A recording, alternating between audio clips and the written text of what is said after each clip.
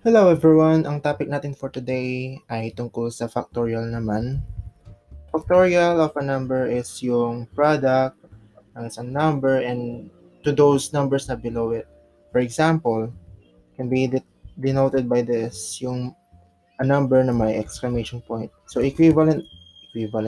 So equal to sa ganitong scenario, 1 times 2 times 3 times 4 times 5. Hanggang 5 kasi yun yung ating hinahanap na factorial. Now, I believe ang sagot nito ay 120, kung tama ako. Basta, ganun. So, ganun yung factorial. Now, kung mapapansin niyo, may nakikita kayong sequence. So, when you see that, obviously, ang way para ayusin to ay gamit ng for loop or any kinds of loops. Basta, gagamit tayong looping.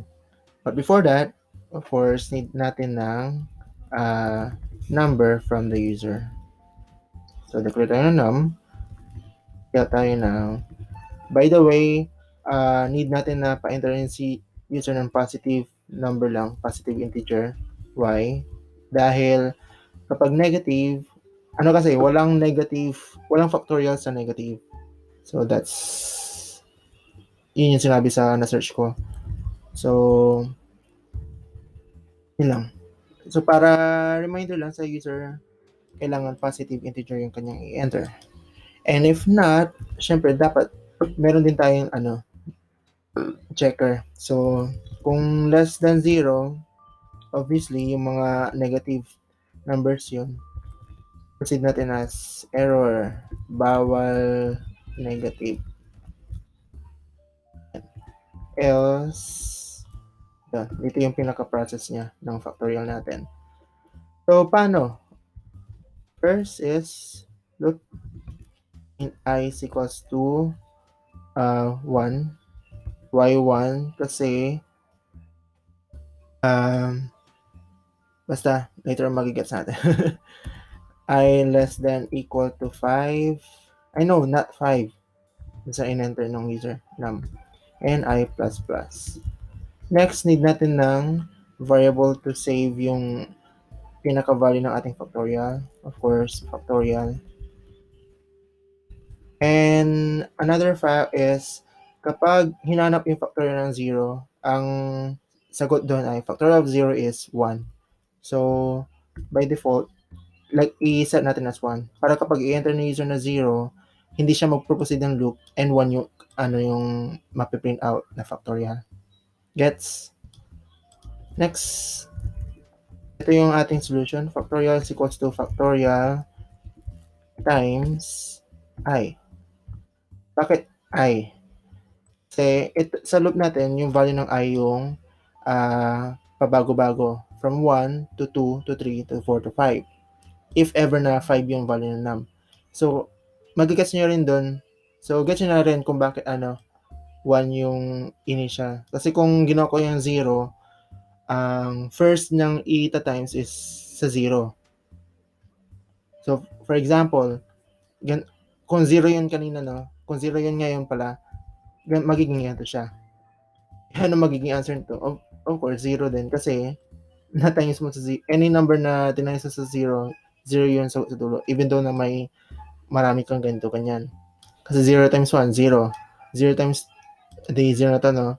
0 times 2, 0 din. Hanggang sa dulo, 0 na siya. So, yun din yung reason kung bakit ang initialize natin yung I as 1.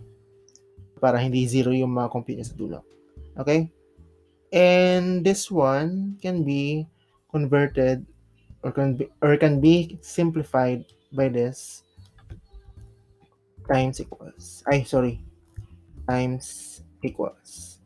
Same lang din siya yung kanina. Factorial is equals to factorial times I. Ganito lang din. Mas maganda lang siya tingnan. Mas simplified. Now, after nyan, syempre, see out. Result is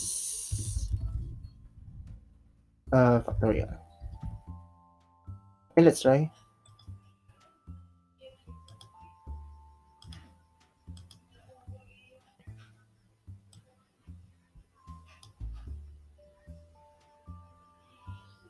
Factorial of 5 is 120.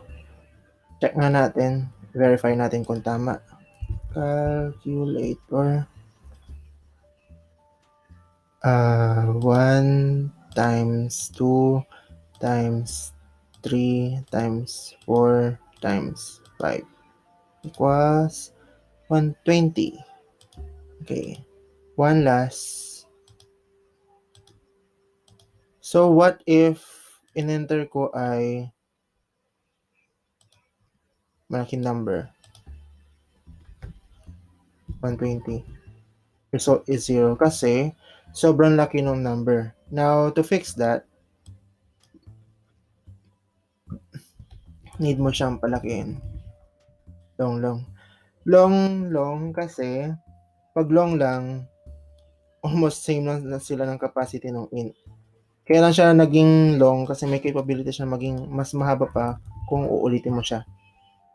Let's check nga natin sa kung masasolve niya yung kanina. 120. Eh? Baka sobrang laki na kasi ng 120.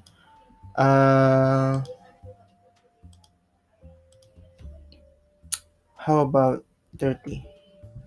Okay. So, hindi na nga talaga niya kaya yung 120 kasi sobrang laki na. Dito pa nga sa 30, sobrang laki na ng na-compute. So, how about 20? Okay. Check nga natin, balikan nga natin, try natin yung balik sa int kung kaya niya yung sa 20.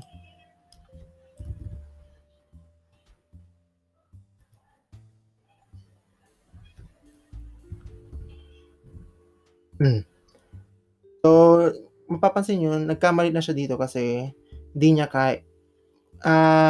As you can see, mali na tong answer na to kasi paano siya nagkaroon ng negative dyan? So, ibig sabihin, kung mali na yan, ibig sabihin,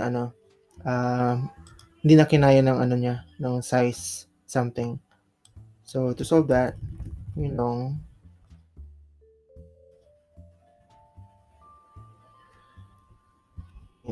Okay, so ito yung mas tama. Gets? So that's all. I hope na-gets nyo yung topic for today. And watch out for my next videos.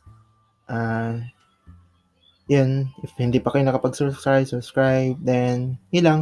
Thank you for watching. See you. Bye.